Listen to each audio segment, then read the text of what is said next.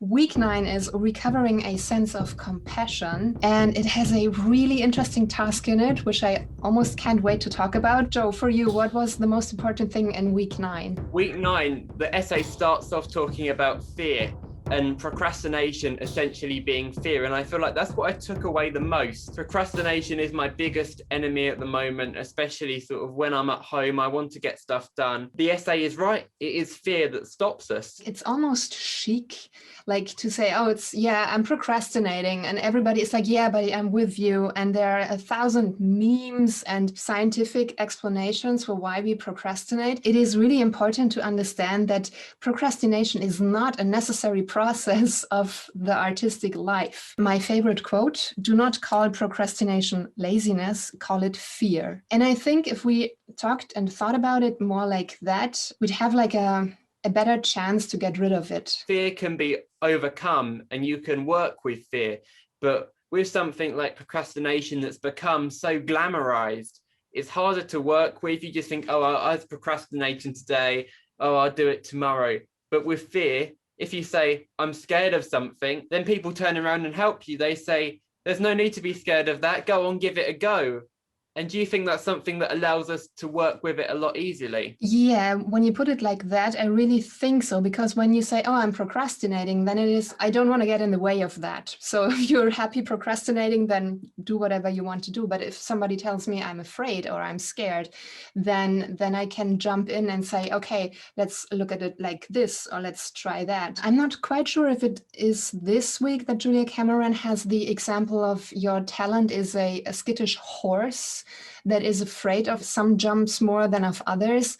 And if you say, okay, to say in that image, my horse is afraid and scared of these jumps, then you can actually do something. But if you're procrastinating, then it's a lot harder because you're not getting your horse saddled. So you're chewing on a straw somewhere, you know. If you saddle your horse and you say, my horse is scared, but I'm doing this nevertheless, so then you actually have a chance of getting over those jumps. So I just think when you say to glamorize procrastination, it's almost the same as writers when they talk about being blocked, and people think that it is a sign of being a writer to be blocked.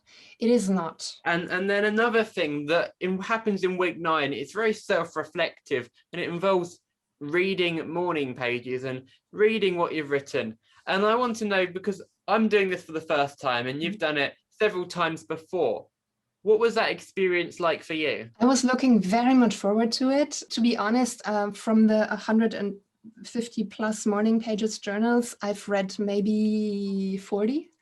Something like that. Basically, what it did is reaffirming what I already knew, that there is always drama. I think in every life there is drama on different kind of levels, but there's always something, whether you have a cold or you don't like the weather or you have a problem with your landlord or whatever it is. There's always a certain amount of drama that is like nagging in your head. When you write that down, it's kind of like banned. You put it on paper and your head is more free. We talked about this maybe in week 1 when we talked about morning pages a lot. I really like when morning pages show me that the drama in my life is not permanent. It makes me more relaxed. And it does that every time when I read morning pages. And I'm really happy about that. And this time, actually, I had to make a decision. And I was afraid to make it. And when I read my morning pages, I realized that the decision was already done. I just had to follow through with it because the morning pages were very clear that it was something that I don't want to do. I read that within 2 weeks, like 5 times. I don't think I want to do this. I'm not sure I want to do this. I really don't want to do that. And so when I faced that decision, it was very, very clear. No, I'm not going to do that. So that was for me reading morning pages. How was it for you? Yeah, and exactly as you say, I was asked the other day, when you write down journals, does it surprise you what you read? And as you say, it shouldn't surprise you because they're things we actually know already. So reading them, it doesn't surprise us. It just tells us what we know deep down, but maybe aren't confronting or aren't acting upon. It sort of really helped me to see the differences between the positive things and the negative things, and the kinds of things that I complained about, the kind of things I said, I really must do this now. I want to do this today. And I then could reflect and look back on whether I actually did those things. And then I asked myself, why did I do some things and not the others? And especially in terms of different people in my life, say for example whenever you came up, or whenever some of my friends or family members came up, they were positive. And then I noticed the kinds of people that maybe were linked to negative events, and that sort of guided me to sort of say, well, as you said, don't do that, because you don't want to do it. It's going to lead to trouble. Deep down, you want to stay away. So why? Yeah, I know what you mean. Morning pages can be really brutal. I'm in a lot of Facebook groups regarding the artist way, and there are always questions like, my morning pages are so very negative. I'm going to stop them because they make me sad. And I just think it's not your morning pages, it's your life. The morning pages just show you a mirror. And if you don't like what you see, you know what you have to work on. It's very, very easy. So I always think it is a very good sign when you hate your morning pages, because they give you so many pointers what you can change. So people think that their negative life is a symptom of like the illness, which is morning pages, but really the morning pages is the diagnosis. There's a problem with your life, you're experiencing the symptoms, but you can't just hide the diagnosis. The morning pages will help you find what the problem is, and then order to fix it. I really like that. Maybe I should write that as a comment in one of these posts, but I think people won't like that anyway. I don't think so either. The number of tasks in week 4 is limited. There are only 4 because there's this major one, read your morning pages. A little bit buried in the tasks of week 9, we have something that Julia Cameron calls the artist totem. She says to pick something that is kind of cute, vulnerable, a representation of your inner artist. This time it was really easy to find something, because you might remember in week 1, I talked about the artist state of a unicorn and an egg that is going to hatch. And this is the unicorn that came out of the egg. I think it fulfills all the criteria. It's very cute, very vulnerable, and it's my artist totem. And what do you see when you look at it? You're not working enough, you're not writing enough, you're not this, that, blah, blah. And beating myself up, then I look at this and I see how it looks at me, and then I go, oh, okay. So I'm going to be a little bit nicer to myself. I think it's a good totem for me. And I actually missed it when I read it, but reading it back now, I had to run into my room and get Penguin and Foxy. They're my childhood stuffed animals that, you know, went everywhere with me. But the reason they're my artist totem is because when I was younger, I was really creative. So I was, obviously, they were my imaginary friends, my dreams. You know, we went in a spaceship together, all sorts of, you know, creative, random things that you imagine as a child. So they symbolize freedom and vulnerability for me, that I want to get back to that idea of being youthful and not being afraid to play and make things up, but also the idea of being too hard on yourself.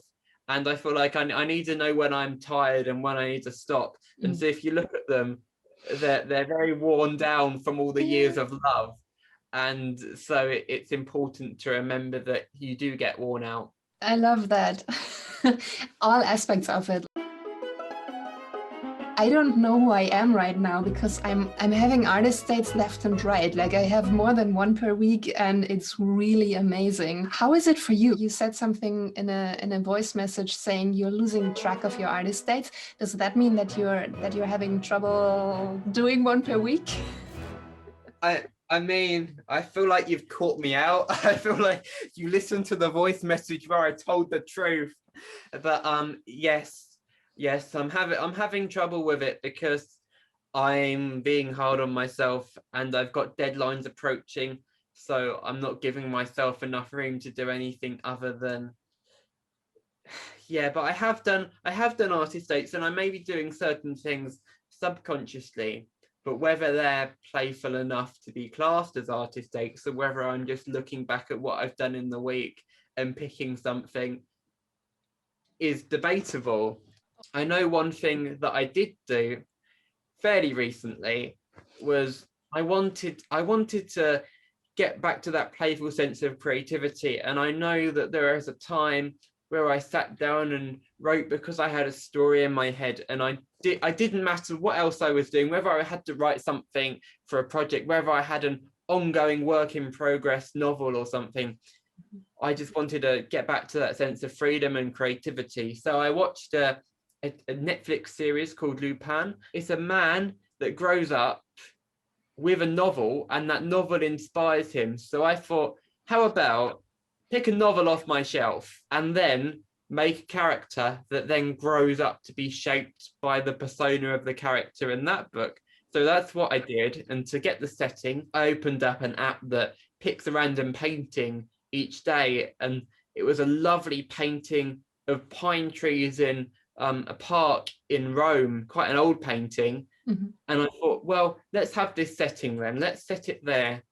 That's where it opens. And I wrote about 10 pages and I lost track of time. And I know you said to me once, when you lose track of time, that's when you know that it's an artist state. Yeah, I think I said something like, that's what I live for. That sounds really beautiful. I mean, you could argue that it is too intellectual to be an artist state, but it's still beautiful. You're right. It is too intellectual, but excuses.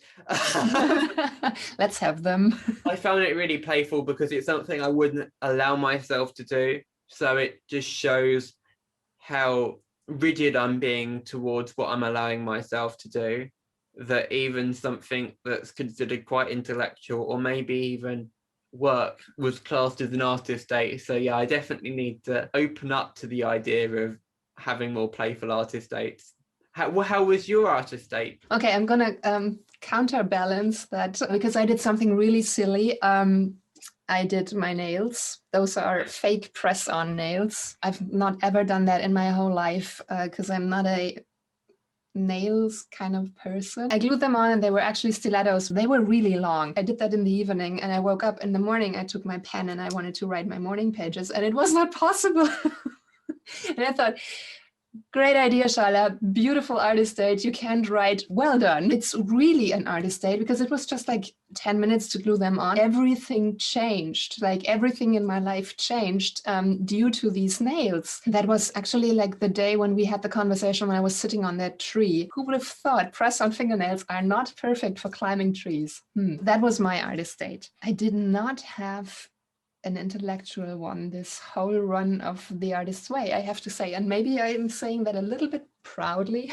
Artist states were always hard for me, and usually I go to museums or watch foreign films, and that's it. And I'm also really good at procrastinating artist states. This time, yeah, I don't know what's happened, but I'm having a lot of artist dates. I'm having a lot of fun. It feels really great. Excellent. As we reflect on week 9 and sort of the effect it's had on us, where the essay started off talking about fear and procrastination and, not taking risks as being fear and not something to be glamorized, then there's a quote that I really like, and it's life shrinks or expands in proportion to one's courage. And I think that just shows that if you open your mind and you're open to the risks of getting it wrong, then you open more possibility. And I think those are beautiful words to close this video.